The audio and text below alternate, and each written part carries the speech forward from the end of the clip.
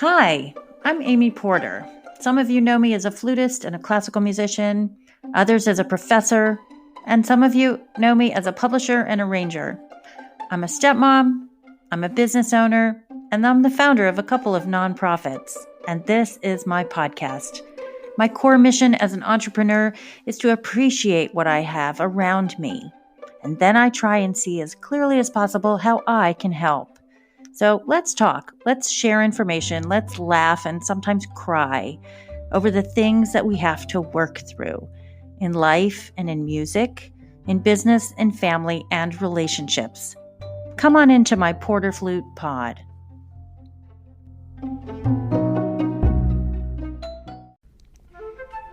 And here we go with our first podcast, Porter Flute Pod. Welcome in.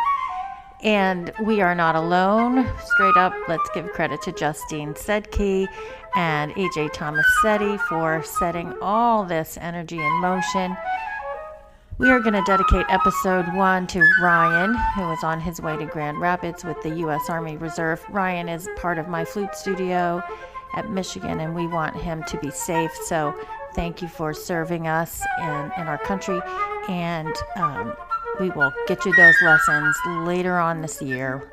So let's think of Ryan in our first episode. And hey, enjoy this Lowell Lieberman out of the 8 pieces, number 4.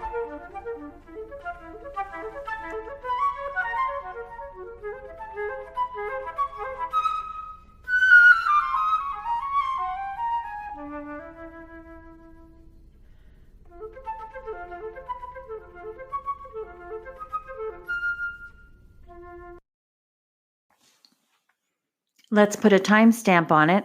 I'm sitting in the middle of a pandemic, and we're all doing all we can for ourselves to survive very human warfare, the humans against the virus.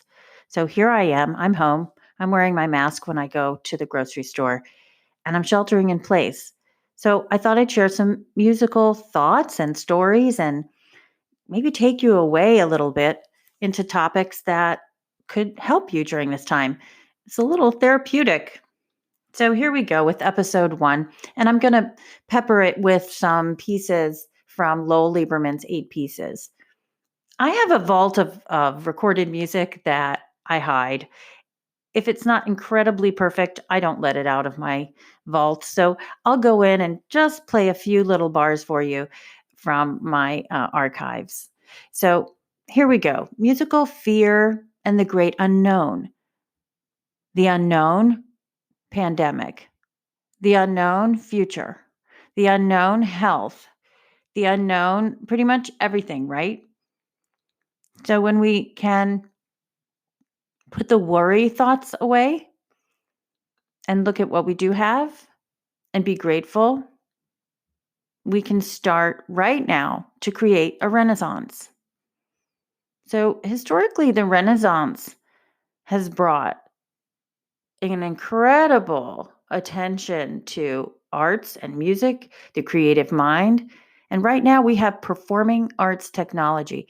Performing arts technology is a host like no other to you right now. And how will we use it? So I think our renaissance is upon us.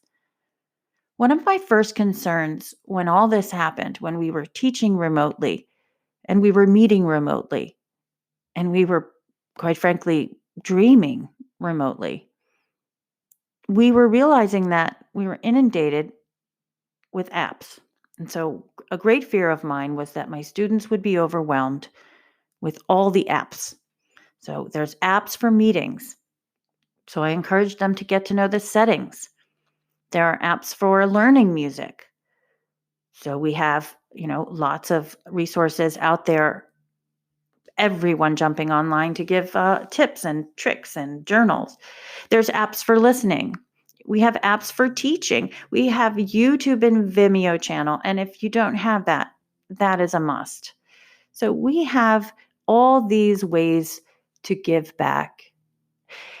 And if you are in a fearful, shy mode, then the best way out or through or over that fear is helping others.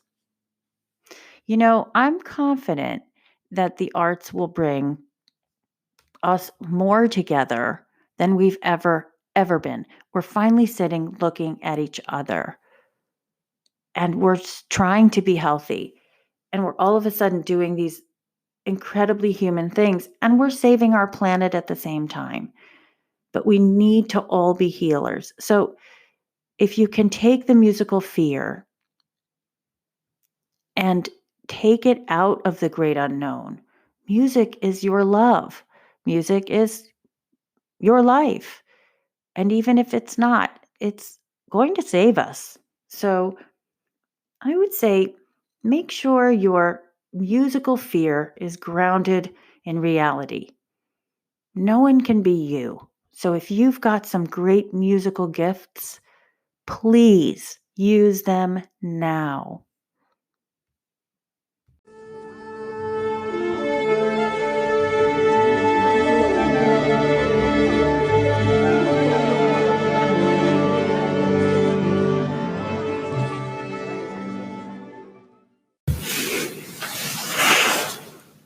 There are lots of triggers that make us fear music, including the opening A of the orchestra, or the tuning of the band, or just even getting ready for a concert.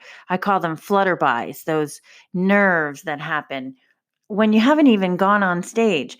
Well, so listen, I think that performance fear and anxiety is a way of thinking that only comes up against a brick wall every time. If you want to think about getting over, I know there's no easy button to push, but getting over or through or losing the fear and letting it dissipate like fine grains of sand, you have to have some practice techniques. So let's think about practice techniques. So I'd say the first one would be identify your triggers. If it's the A of the orchestra, then say, I'm going to take 4 breaths in during this A when I'm not supposed to be tuning because maybe the brass are tuning or the strings are tuning. And then I'm going to put out 8 to 12 counts in my exhale. So the breath. Then breathe in through the nose again, 4 counts, and breathe out the syllable F like that. 8 to 12 counts. You always want to double the out. And then take in 4 counts through your nose and then breathe out saying SH. So you don't want to do this backstage really because people might think you're shushing them, but I think SH is a really great thing to get that air resistance. Think about it this way. Your heart rate is super high, right? And the audience's heart rate is lower. So your heart rate is going to be, you can't identify with them, the audience, if your heart rate is super high. So you want to bring your heart rate down. Runners know how to do this, and great athletes know how to do this. In my personal experience getting over fear for myself, I think the biggest thing was just getting up and doing it over and over and over again. I practiced, but I didn't practice to perform sometimes, and I would go through some competitions and not come out the other side very successful. So yes, I have lost many. What's losing, right? Because I gained the experience and I gained the practice like no other. So I think what makes the fear more approachable is that you identify it. You say, "Hey, fear. Hey, here you are. And I'm going to take care of you now. I'm going to breathe you out." You could even give it a shape. You could give fear a color. You could say, this musical fear feels like a steel silver block in my heart. And then you could take your own hook line and just draw that big steel square out of your heart, rectangle out of your heart. Or if it's in your brain and it's like a bright orange triangle, then you just push that triangle through your head out into the atmosphere and get it out. It's identifying your fear that will get you past being able to play, because being able to play quite literally means you have to breathe and your heart rate has to be down a little bit. You have to swallow and articulate, and you're going to get spit if your jaw is moving around. And you're going to have sweat on your fingers where you need them most, and you're going to have sweat on your chin, and the flute or the instrument is going to move all over the place. If you're a business person or a speaker or anybody who has to deliver in terms of your voice, I know from experience, usually I'm grabbing the lectern as if it's going to help me stand. But once I breathe, I know that my body can help me stand, and I become much more genuine. So I would say understand your fears, get through it with the breath, and keep it a color and a shape and kick it out. Let's try that.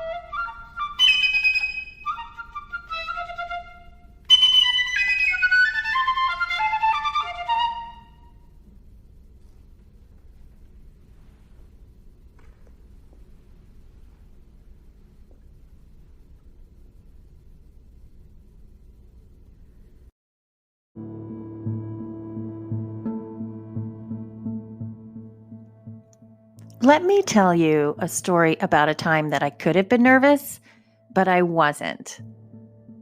And here's why. I received a wonderful opportunity at Tanglewood Music Center in 1987. It was New Music Week, and the Fellowship Orchestra was performing a lot, and I had a wonderful opportunity to play a short work, a small concerto by Bruce Saylor, and it was called Turns and Mordents, and it was so fun, and I wore a long white dress, and I still have pictures, and got a great review in the Boston Globe. I could not have been happier. I'll never forget afterwards being in the dressing room and swabbing out my instrument, and someone came running back and said, "Amy Porter, Leonard Bernstein is in the audience, and he wants to meet you, and he's coming back right now." And then a second person behind him was not running far behind saying, "Leonard Bernstein is coming to find you." And then the third person was Leonard Bernstein. And I still probably had my flute in my left hand and my swab in my right hand. And I'll never forget not knowing what to do. Like, do I put things down? And he hugged me, and he was accompanied by his big coat, and he was so generous and kind. And I'm just thinking, this is the greatest moment of my life.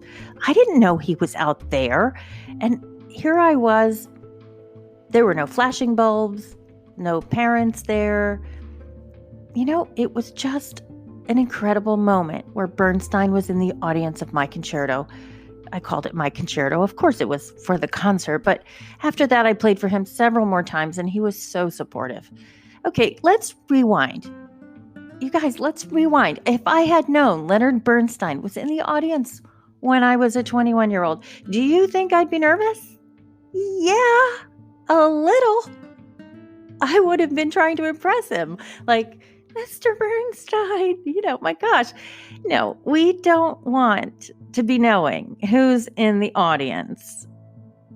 So I had another concert like this, and I literally found out seconds before I walked on that James Taylor was in the balcony. So here I am with my partners. Literally, I have partners to take care of. This is chamber music. I have no business thinking, James Taylor's in the audience. This is our product. This is our party. And I'm concentrating on my trio partners, Joao Luis and Juan Miguel Hernandez.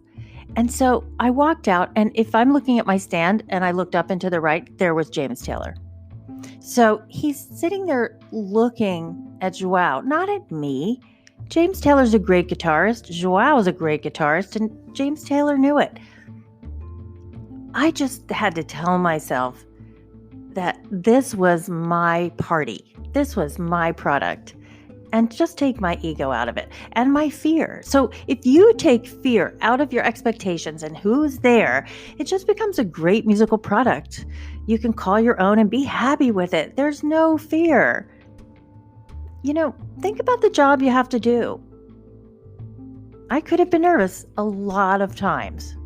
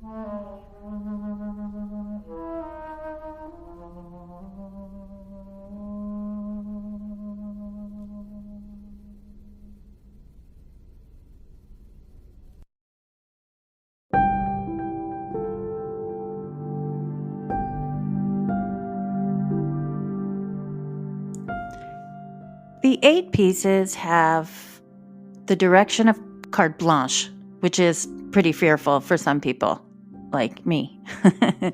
Freedom, don't give me freedom, give me structure.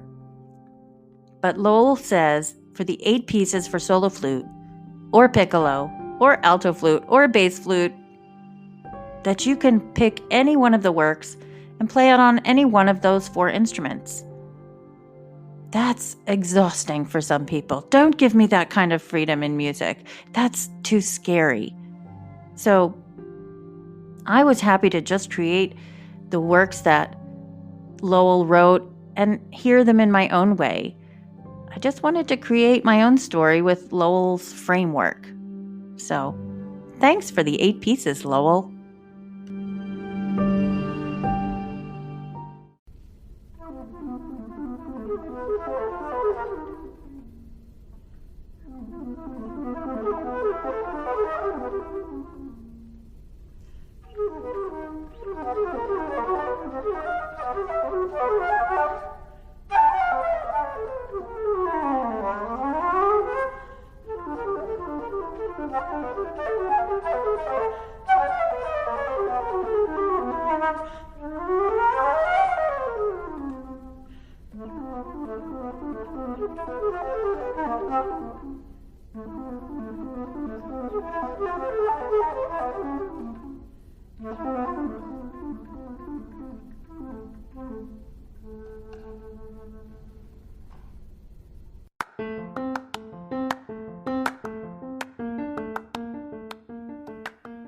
I met Lowell Lieberman in the 1980s at Juilliard.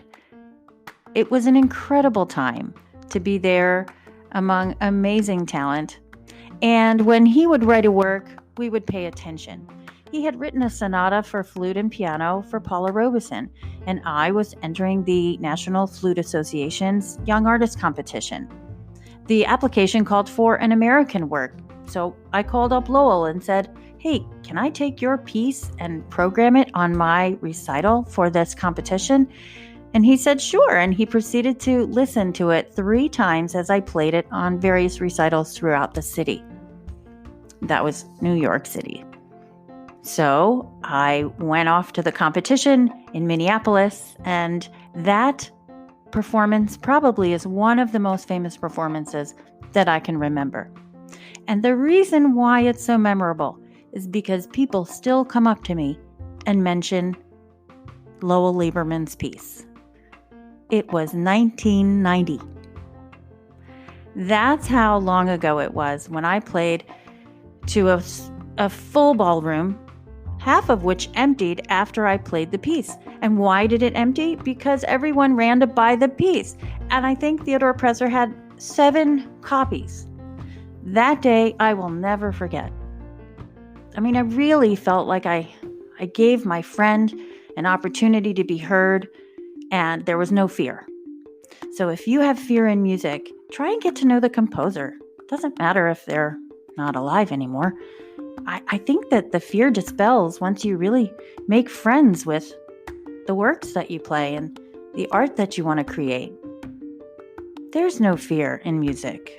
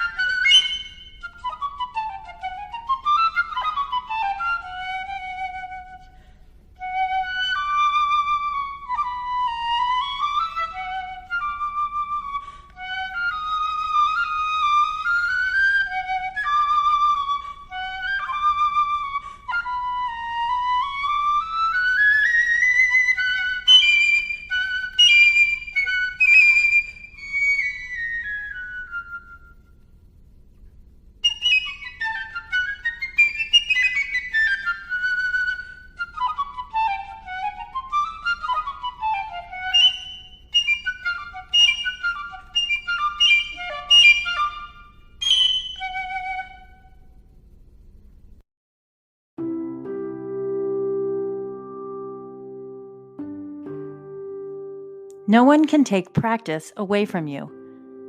I think that's the number one thing that can dispel musical fear and the great unknown.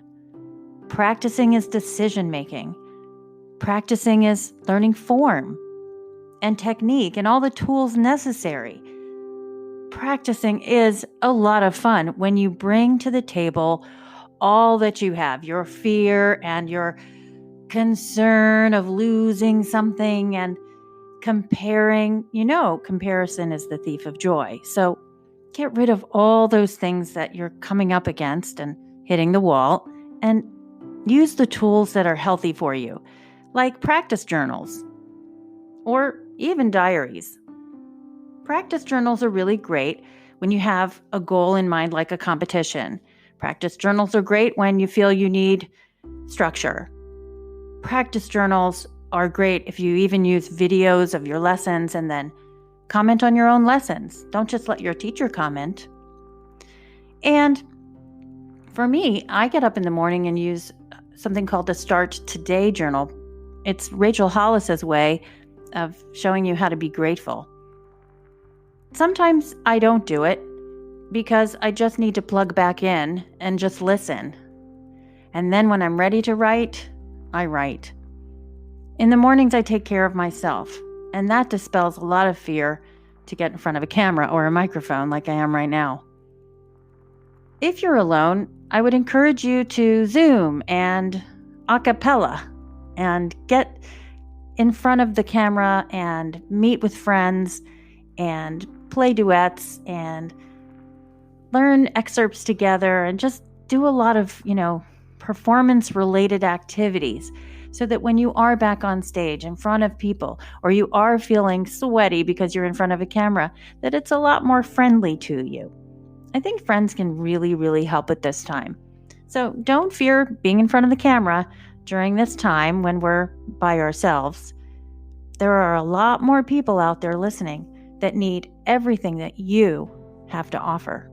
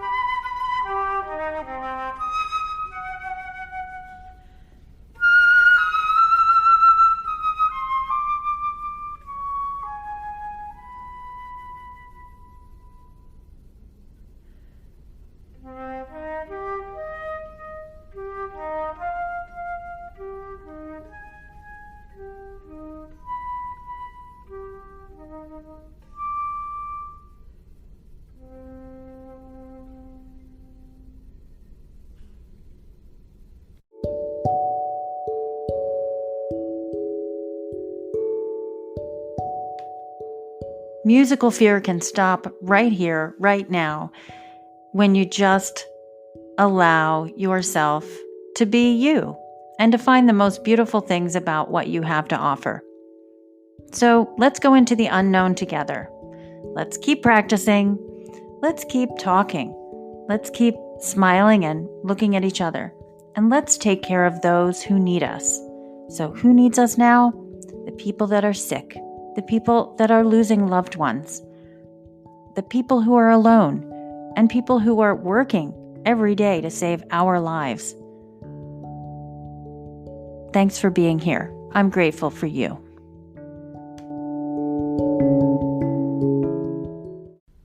Find out more about Lowell Lieberman at lowellieberman.com.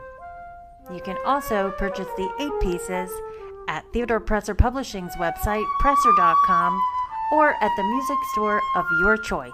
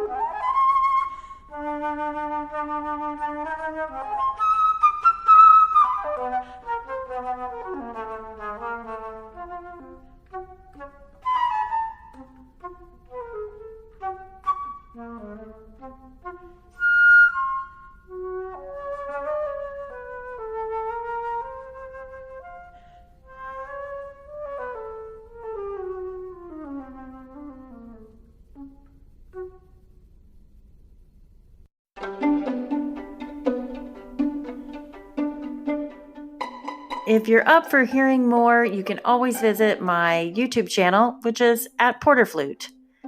I have 2 websites, one for students and one for presenters, and that would be porterflute.com and amyporter.com. You can also find me on Instagram and Twitter, and on Facebook, I'm Amy Porter Flutist.